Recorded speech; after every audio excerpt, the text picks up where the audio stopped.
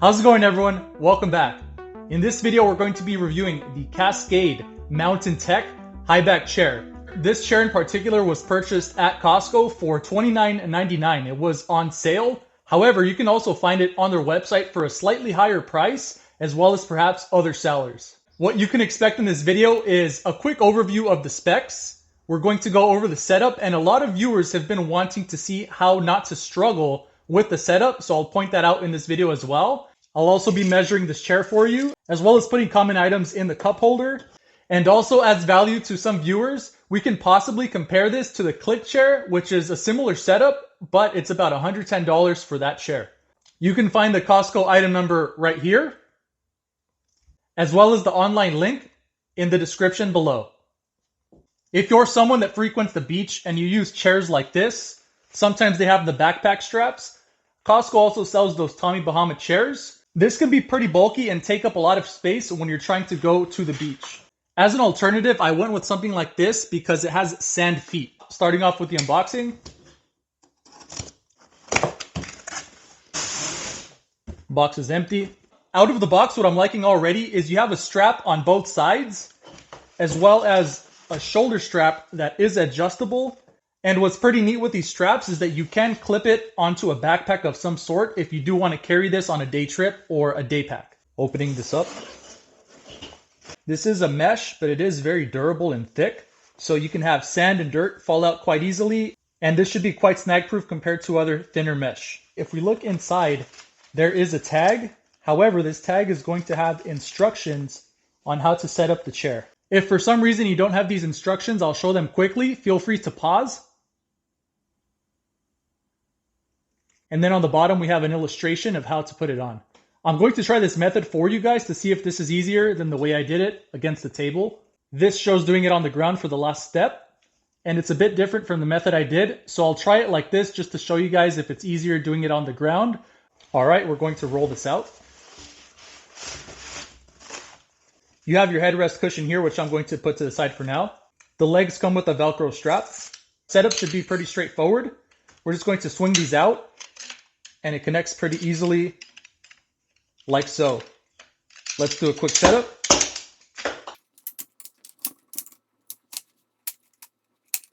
And just like that, we have the frame set up. That took about 15 seconds. We have two openings here on the back, almost where the mesh is, and this is where we're going to slide from the top. Slides on quite easily. I'm going to slide on the first bottom leg. With this hand, I'm going to push forward, and with this arm, I'm going to pull back, like so. And this is where most of you may expect to have the most difficulty putting on the last arm onto the bottom of the chair.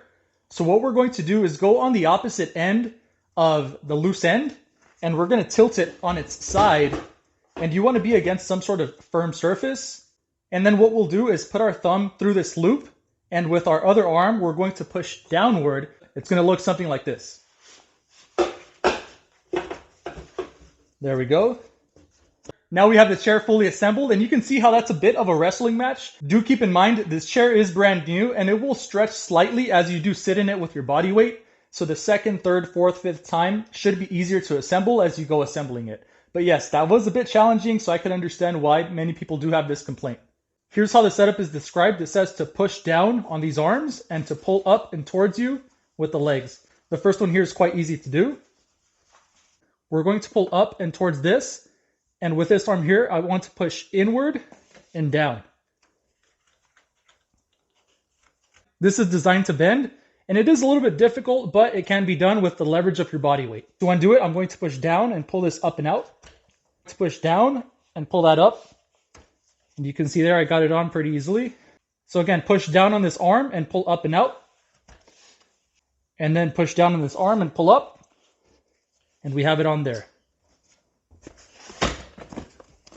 For the headrest, we have a large Velcro piece here. I'm going to rip off these tags. They're no longer necessary. To add our headrest, we're just going to line it up with the two Velcro pieces here and push against it. Nice and firm. If you're going to take it off, just pull away. Let's go ahead and have our first sit in the chair. This is quite comfortable and supportive. It cups you nicely with no pressure points in particular. Paying attention to the details, we have the cup holder here on the right side. You'll notice on the bottom of this cup holder, there is a strap with some Velcro. That attaches to this very subtle piece here on the chair, which has more Velcro. And that gives you a stable cup holder there. I have a 16.9 half-liter water bottle here. Slides in pretty easily with a little bit of room to spare. Next, we have our typical 12-ounce can. Again, fits in with a little bit of room to spare. When you do get to your Yeti-sized items, again, it will not fit. Or if it does, it's very snug. I wouldn't want to do that myself. And same thing, I have my 40-ounce water bottle here. Again, it's not going to fit. If you're trying to put in your cell phone, this is comparable to the larger iPhones or Samsungs. Fits with plenty of ease. You're going to put one of your knives in there. If you want to put your car keys, they will all fit pretty easily. The sides are thick mesh and the bottom is solid, so it will not drain through the bottom, but it can drain through the sides if you have a spill for some reason. Some other things I'd like to point out on this chair, we do have a mesh back and we do have two mesh sides. The possible concern for these mesh points is that if you have some sort of sharp knife or some blade or maybe a screwdriver or something in your back pocket or even on your tool belt, or you like to wear stuff on your belt, you can possibly snag and cut through this mesh material. Do keep in mind this is thick mesh and I really do like the build quality of it, but any sharp object can cut through this with relative ease because of the body weight sitting down into it. For the strap on the carry bag, we can go ahead and loosen this. What that allows us to do is run it over the back so we can have the carry case hang on the back if you'd like. Otherwise, you can store it underneath. Another thing we can do is slightly roll this up, and with that Velcro strap that we have underneath, we could just wrap this bag around so that we don't lose this. Keep in mind if you're somewhere sandy or for some reason you do take this to the snow, you don't want to lose that carry bag. So with the Velcro strap that comes included in the chair base, we could just have this nice and secure here, or we can throw it up top and wrap it around the high backrest. Let's go ahead and do a breakdown and put it back in its original storage case. So I'm going to pull out, push down and pull out. Second one's easier, pull out. This slides right up. You could leave the headrest on if you want or take it off. There, fold these ends inward and then just collapse the arms.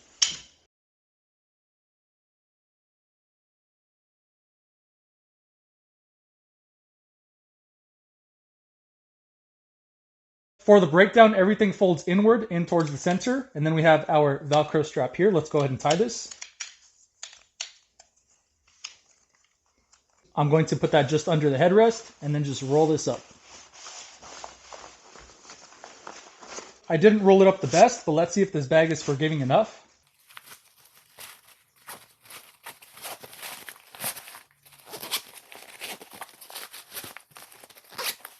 Awesome, and that rolls up easy enough. Again, you have two grab handles there, and if you're throwing this over your shoulder, it works like that as well. Some pros with the click chair is it is about 13.5 to 14 inches at its most compact point, which is not much. This chair is about 17 inches. Looking here, that's about 17 inches, and the click chair would be right around here. So if this much less space matters for you, then the click chair may be a more viable option. As for the physical weight of this Cascade chair as well as the click chair, we're at a dead tie. They're both at 3.5 pounds. However, do keep in mind this is a high back chair with the head cushion, and you also have a cup holder, which the click chair does not have for this 3.5 pound weight. Another pro that the click chair does have is it's rated for 300 pound weight capacity, whereas this Cascade chair is rated at 250 pound weight capacity limit. The other pro with the click chair is I do think it has a higher build quality and it feels more robust. And it will be easier to assemble versus fighting this, but do keep in mind this might break in as you use it more and your body weight stretches it out. Another thing to keep in mind is this chair is purchased through Costco, and we know how fantastic Costco's return policy and warranty is. I can't say the same for Click. Maybe they take it back, maybe they don't, but that's something to factor in. With that said, I do think this Cascade chair as well as the Click chair are a bit too heavy to carry on backpacking trips. You got to keep in mind this is 3.5 pounds and takes up a lot of space, even if you do clip it on the outside of your pack. A better alternative if you are going to be backpacking is the tripod setup saddle stool. It collapses into 3 little poles and has a little saddle that goes on top of it. It's not as comfortable, but it is a lot lighter and it is a lot more portable. So that can be a better option if you are looking at backpacking and maybe going out for a few days while reducing your weight as well. This realistically is a happy medium. I think it's more compact. If you are going to the beach and you don't want too many bulky items. We've all been there where we have our large cooler, oversized chairs, beach balls, things of that nature. This is about half the size of those more traditional chairs you take to kids' games and stuff, and a little bigger than the click chair, but also a much better price. And again, just for comparison here, if you do have these Tommy Bahama backpack style beach chairs versus this, the footprint is a huge difference. With that said, I do hope this review was helpful for you.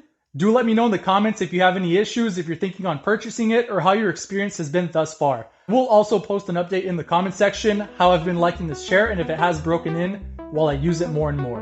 Have a great day, have a great evening, Striker out.